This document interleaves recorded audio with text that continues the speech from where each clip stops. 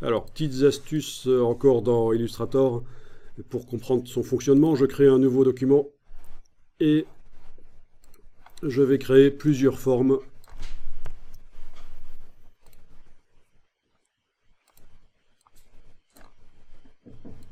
Voilà.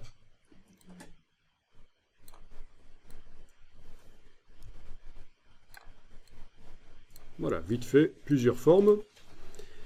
Je vais les sélectionner et leur enlever leur couleur de fond et de contour. Donc en cliquant sur la case de fond dans la palette des outils pendant que je les ai tous sélectionnés, je clique sur la diagonale, donc pas de fond, pas de contour. Bien entendu, si je clique à côté, je ne vois pas qu'ils sont là, et c'est là que l'affichage par tracé va me servir. Affichage tracé, ça me montre les objets, quelle que soit leur couleur. Je les vois, mais je ne vois jamais en couleur, bien sûr, hein, mais je vois qu'ils sont là. Ok, affichage GPU, je ne les vois pas parce que ils n'ont pas de couleur. Mais ils sont là. J'arrive quand même à les sélectionner avec CTRL A sur le PC, Command A sur le Mac. Ou la flèche, je vais à la pêche aux formes comme ça. Voilà. Alors, je vais aller voir dans la palette des calques, menu fenêtre calque.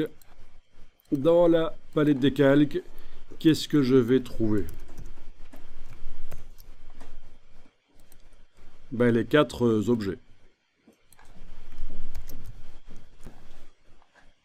Et je vais les grouper.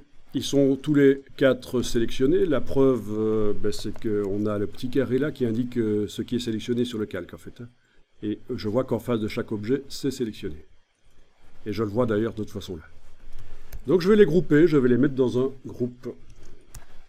Pour grouper des objets, vous pouvez utiliser le raccourci CTRL-G ou aller dans le menu Objet associé. Et voilà. Maintenant, dans la palette des calques, j'ai un groupe. À l'intérieur, les objets sont là.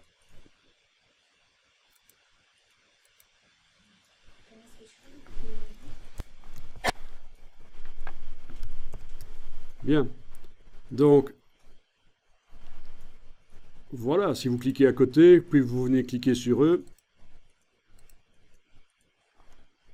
c'est bien le groupe qui se sélectionne. En fait, les objets à l'intérieur du groupe sont sélectionnés, mais vous voyez qu'on a la double cible uniquement sur le groupe. Là, on travaille bien sur le groupe. Eh bien, ce que je vais vous montrer ici, c'est que vous avez la possibilité de mettre un fond et un contour sur un groupe, et tous les objets qui sont à l'intérieur vont recevoir ce fond et ce contour. Donc ça, c'est intéressant. Plutôt que d'aller mettre sur chaque objet d'un groupe, aller mettre un fond et un contour sur chaque objet d'un groupe, eh ben, mettez-le sur le groupe, puisqu'ils doivent tous subir le même fond et le même contour. Typiquement, c'est ce qu'on fait quand on crée une carte routière, un plan d'accès pour un carton d'invitation, ce genre de choses. Enfin, ça peut être intéressant dans plein d'autres cas aussi. Et ça va permettre de modifier d'un coup tout le contenu. Donc voilà le groupe. Je vais aller chercher la palette aspect. Menu fenêtre aspect.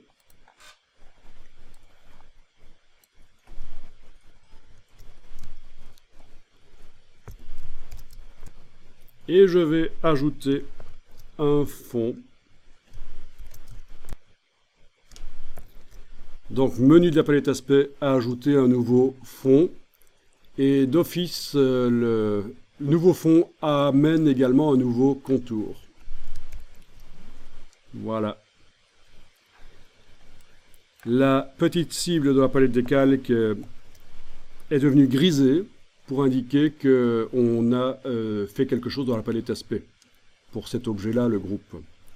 Pourquoi est-ce qu'on a un signe inférieur et un signe supérieur ici? Vous aurez chaque fois ça quand c'est Illustrator qui a créé pour vous l'objet. Vous lui avez demandé d'associer les objets. Mais le groupe, c'est pas vous qui l'avez créé avec un outil, c'est Illustrator qui l'a fait. Donc, vous inquiétez pas pour les 2 petits signes inférieur-supérieur, ça indique juste que c'est Illustrator qui a fait l'objet, mais ça n'a aucune importance. Je le dis parce qu'on pourrait se poser la question, mais c'est pourquoi est-ce qu'il y a ça? Donc,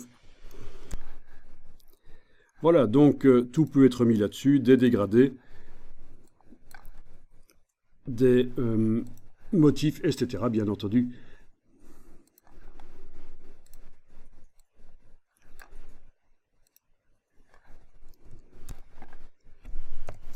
Et quand vous déployez le groupe avec la petite flèche ici, vous voyez les objets à l'intérieur, ils n'ont pas de couleur. En fait, quand on les sélectionne, vous vous souvenez que je vous ai dit qu'on sélectionne les objets comme ça, avec la petite cible. Vous pouvez aussi utiliser l'autre alternative qui est la flèche blanche plus, qui permet d'avoir accès à des objets qui font partie d'un système. Et je vous avais dit un système, on avait vu la forme composite hier, mais ça peut aussi être un groupe. Avec la flèche blanche plus, on arrive à activer un objet qui fait partie, tous les points d'un objet qui font partie d'un système, d'un groupe dans ce cas-ci. Bon, c'est le même principe. Bien, quand vous regardez la palette aspect, vous voyez que ils n'ont pas de fond et de contour. Et pourtant, on les voit sur le plan de travail, parce qu'ils sont dans un groupe qui, lui, a un fond. D'accord? Vous comprenez le principe? En mettant sur le groupe, en mettant le fond, ben, tous les objets à l'intérieur le reçoivent. Et ça peut être très pratique et intéressant. C'est une caractéristique de Illustrator.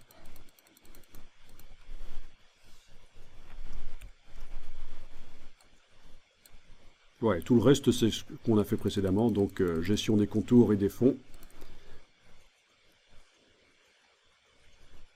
Ajouter d'autres fonds, si on veut, bien entendu.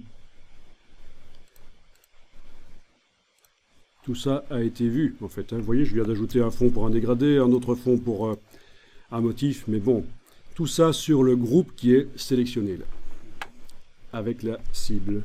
J'ai dû cliquer sur la cible pour sélectionner vraiment le groupe, pour indiquer que c'est lui que je modifie. Dans la palette aspect, vous avez la possibilité d'ajouter les différents fonds et contours, etc.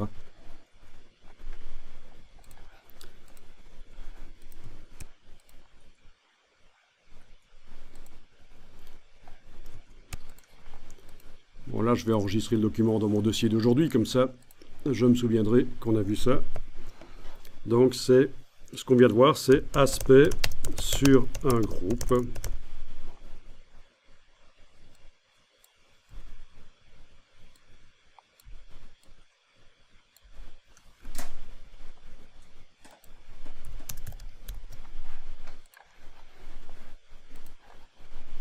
Et comme tu l'as fait remarquer, que si on ouvre le groupe et qu'on travaille spécifiquement sur un des objets, il est possible, dans la palette aspect, de lui mettre spécifiquement quelque chose, comme un contour, par exemple, voilà, un contour sur un des cercles. Pour le voir apparaître, je vais devoir augmenter ici. Le voilà, c'est ça. Mais évidemment, il se met derrière l'aspect qui est sur le groupe. Hein. C'est d'abord l'aspect de l'objet, puis l'aspect du groupe qui se met par-dessus.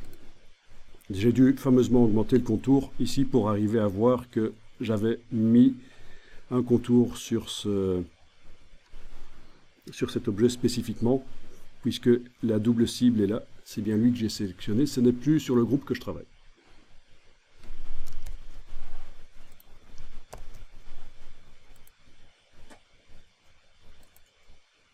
Voilà, si je mets un fond en dégradé orangé sur cet objet spécifiquement, je ne le vois pas du tout parce qu'il est complètement recouvert par l'aspect qui est sur le groupe.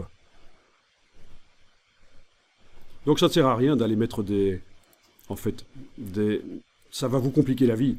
C'est pas le but. Ici, le but, c'est de se simplifier la vie en mettant l'aspect sur un groupe. Comme ça, tous les objets qui sont dans le groupe reçoivent l'aspect du groupe.